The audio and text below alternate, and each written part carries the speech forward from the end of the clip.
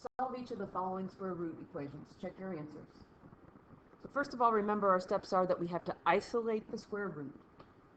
So we're going to divide both sides by 2. So we get the square root of x equals 1/2. And then what happens is that we need to figure out what x is. So we've got square root of x.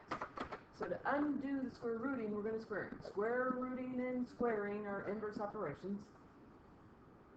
And what happens over here on the left side is that we're left with x. And then remember 1/2 squared, it means 1/2 times 1/2, which is 1/4. What I should have done is I should have just pulled up the calculator here.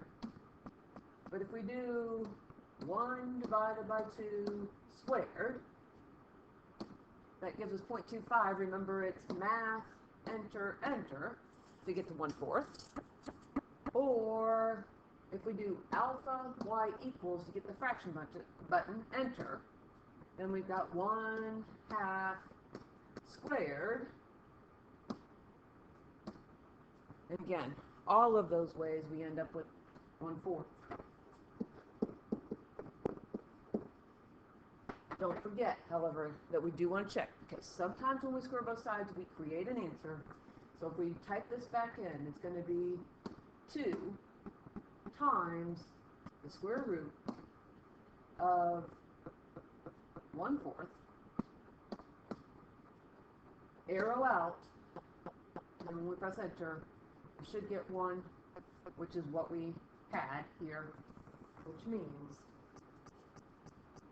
that yes, 1/4 is an answer. Let's put that down here by that. Problem number 2. Nice thing is on this one is that the square root is already isolated. We don't have to do anything. We can start immediately by squaring both sides. And square rooting and squaring cancel each other out.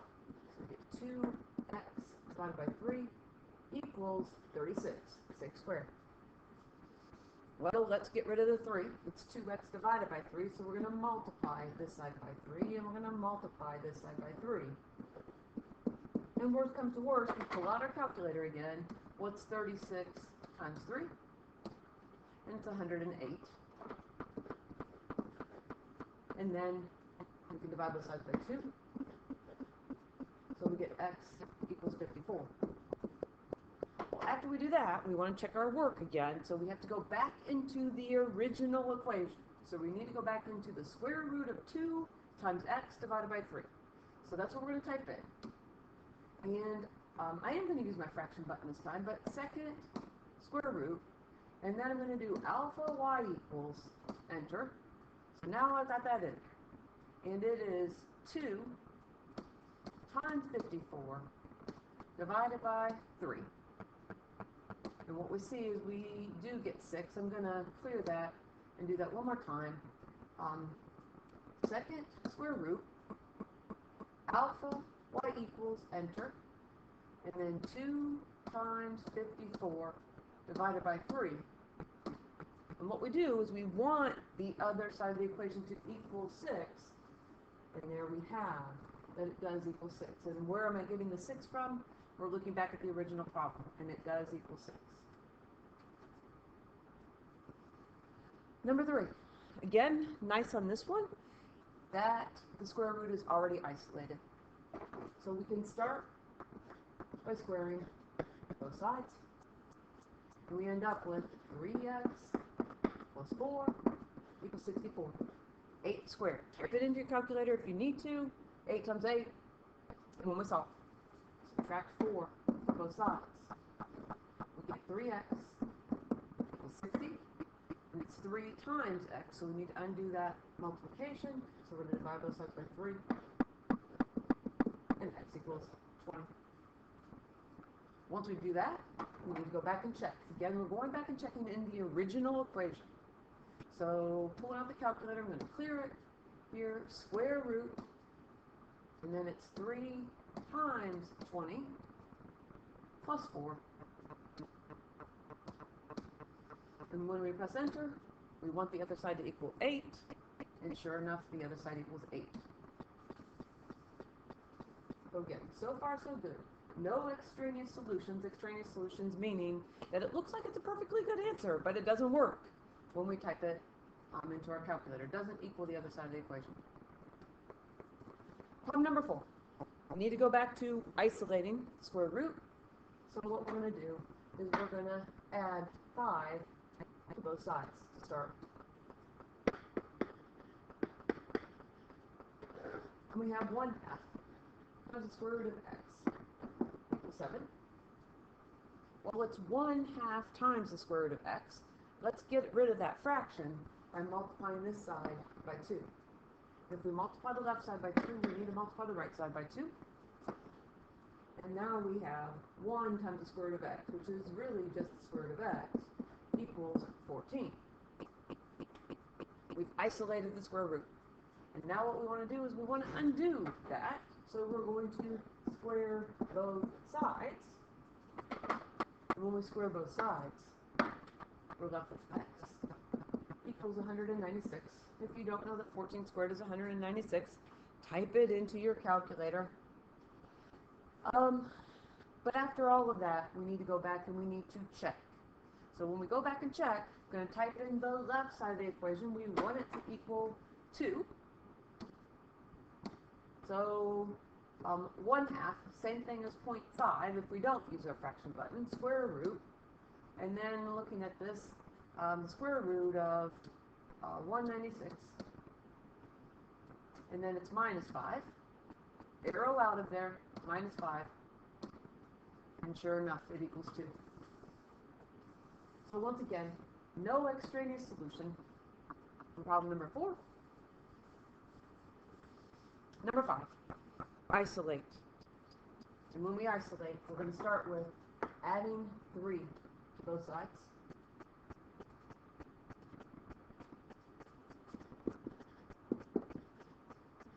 And we have 5. The square root of 1 minus 5x equals 30.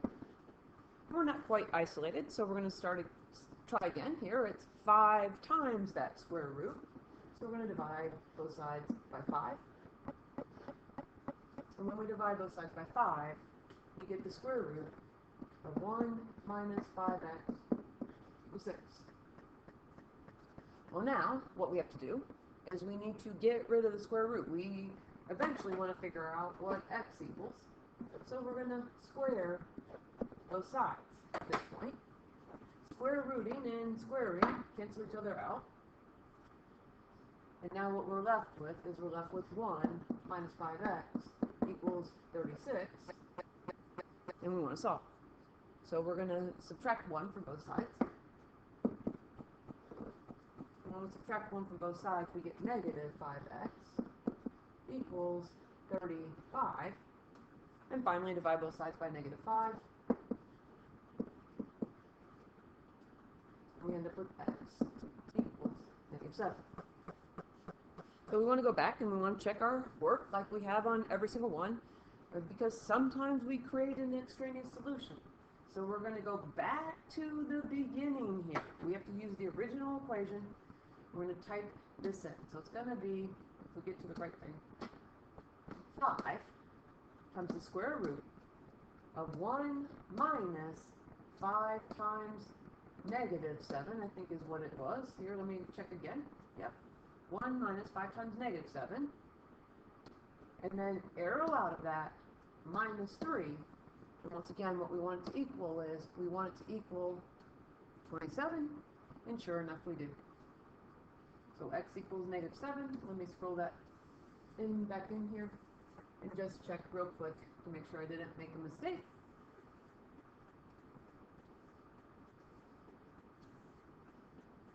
Five times negative 7. Yep, we're good. No extraneous solution. So let's see if I even put an extraneous solution on here. We didn't get to do an example exactly like this in class in our notes, but certainly the process is not different here.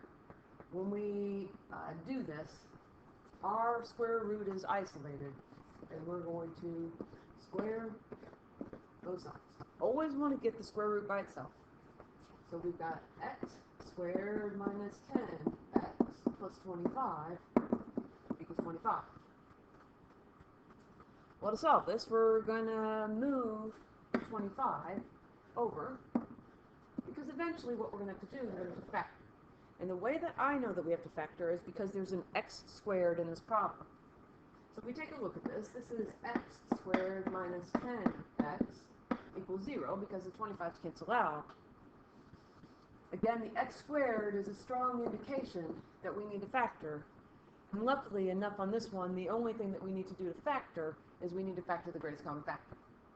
So x is our greatest common factor. We had two x's, we took one out. And then 10x divided by x, we had one x, we took it out. So now what we end up with is we end up with x equals 0, that's the zero product property. And then x minus 10 equals 0. And we can add 10 to both sides. So there's our two answers, and we have to check both of them. And again, we're checking them back into the original equation. So we'll start with putting 0 back into the original equation. So it's the square root of 0 squared minus 10 times 0 plus 25. And when we press enter, we get 5. Oh, that works. So that one works. Let's scan it in here. The 0 is a legitimate answer. Let's see if 10 is a legitimate answer. So it's going to be the same thing. It's going to be, this time, 10 squared minus 10 times 10 minus 10 times 10 plus 25. And we still get 25 for our answer. So both of these are solutions to our problem.